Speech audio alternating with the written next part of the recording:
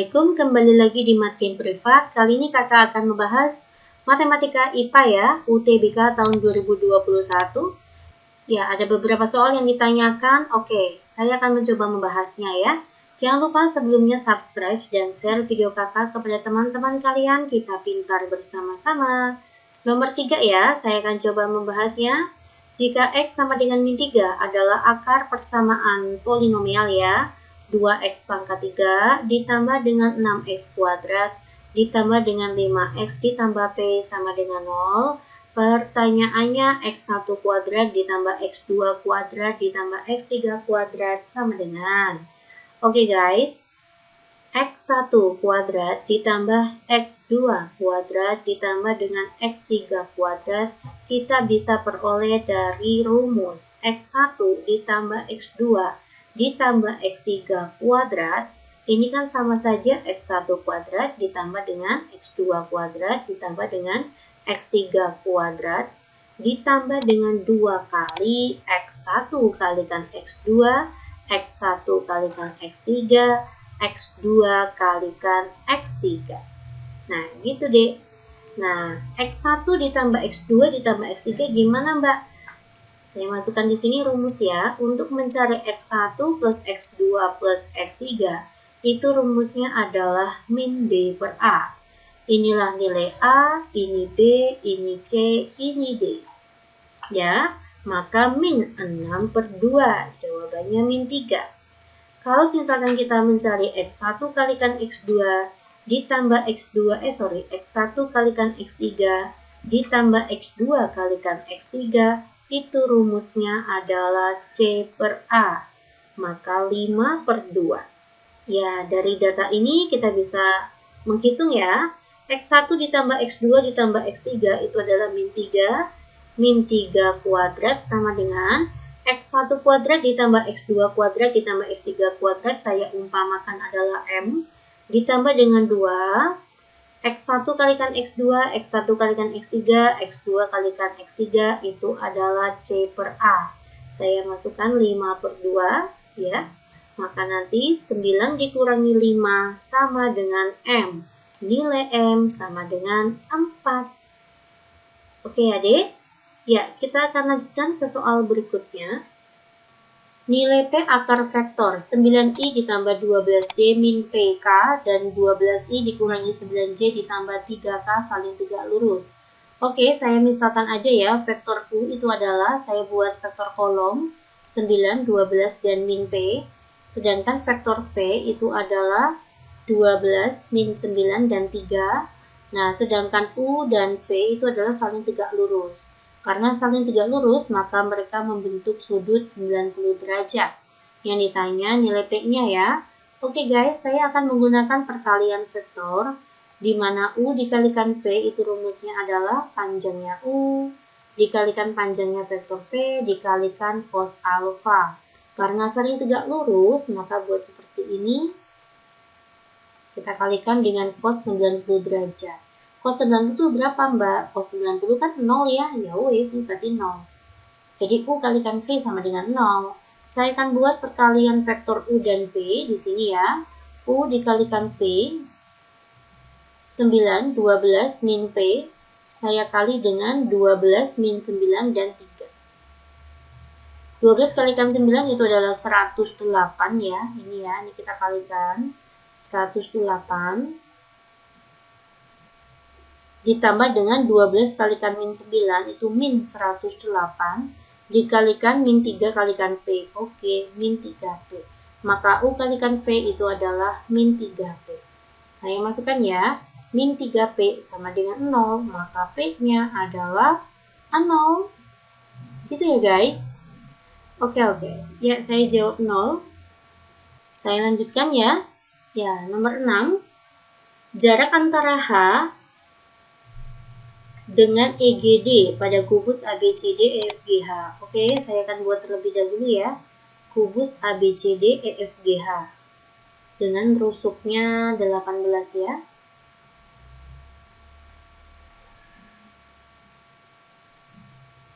Ya, diketahui ada kubus ABCD EFGH rusuknya adalah 18. Titik H adalah ini ya, dengan bidang EGD. Inilah EGD.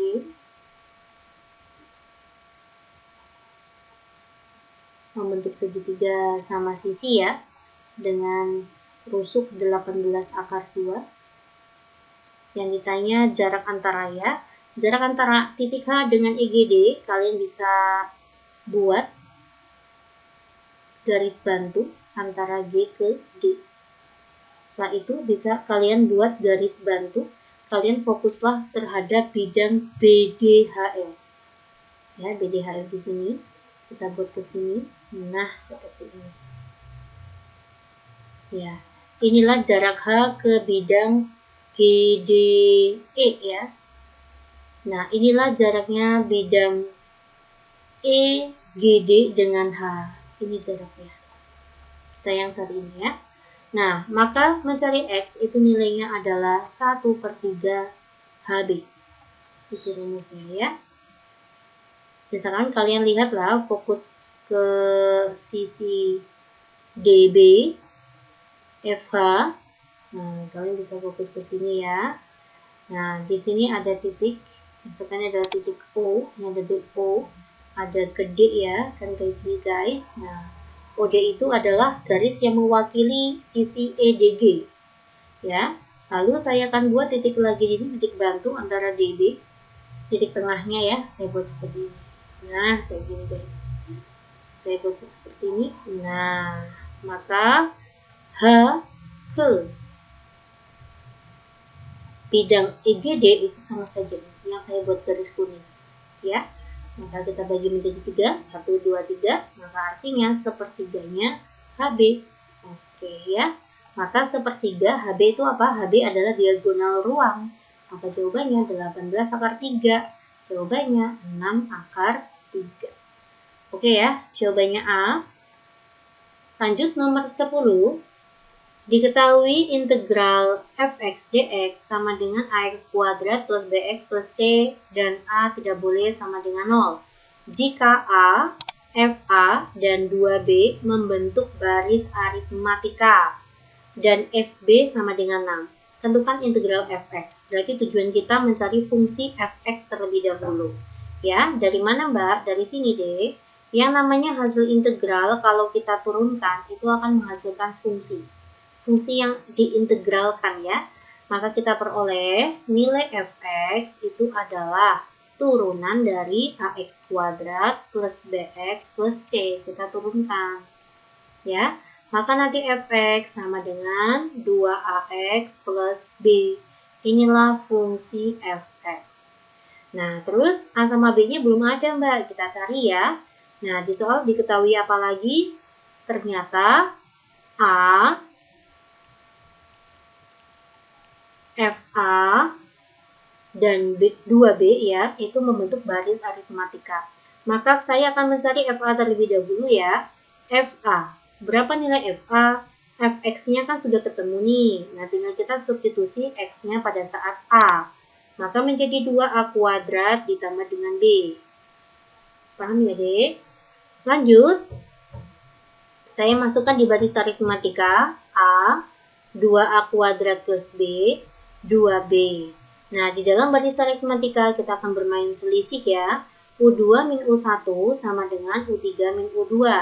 Atau 2 kalikan U2 sama dengan U3 plus U1. 2, U2-nya berapa Mbak? U2-nya 2A kuadrat ditambah B. Sama dengan U3 adalah 2B, U1-nya adalah A. Kita kerjakan di sebelahnya. 2 kalikan 2 adalah 4. 4A kuadrat ditambah 2B dikurangi 2B dikurangi A sama dengan 0. Hilang ya. Maka menjadi 4A kuadrat dikurangi A sama dengan 0. A 4A min 1 sama dengan 0. A sama dengan 0. 4A sama dengan 1. A sama dengan 1/4. A sama dengan 0 itu tidak memenuhi ya. Dikarenakan A tidak boleh sama dengan 0. Oke ya Dek, sampai sini paham ya? Kita sudah memperoleh A, bagaimana cara mencari B? Nah, ini D. Diketahui FB sama dengan 6. Saya masukkan fungsi pada saat X-nya diganti B. Tinggal kita masukkan ya 2AB ditambah B. Ya, 2. A-nya kan udah ketemu seperempat. B-nya nggak tahu. Ya, ditambah dengan B. 2 dikalikan seperempat kan setengah. Ya, setengah B ditambah B itu berapa? 3/2B. Berapa nilai FB-nya? Nilai FB-nya adalah 6. Ya, kita bagi jadi 2, maka B-nya ketemu 4. Nah, kalau B-nya ketemu, A-nya ketemu, maka nanti fungsi fx-nya ketemu. 2 dikalikan A-nya seperempat, X ditambah B-nya 4. Ya, fungsi fx sama dengan setengah X ditambah 4. Inilah fungsi fx. Nah, kita akan menghitung ya. Tentukan integral 0 sampai 1 fx. Fx-nya saya masukkan setengah X plus 4 dx.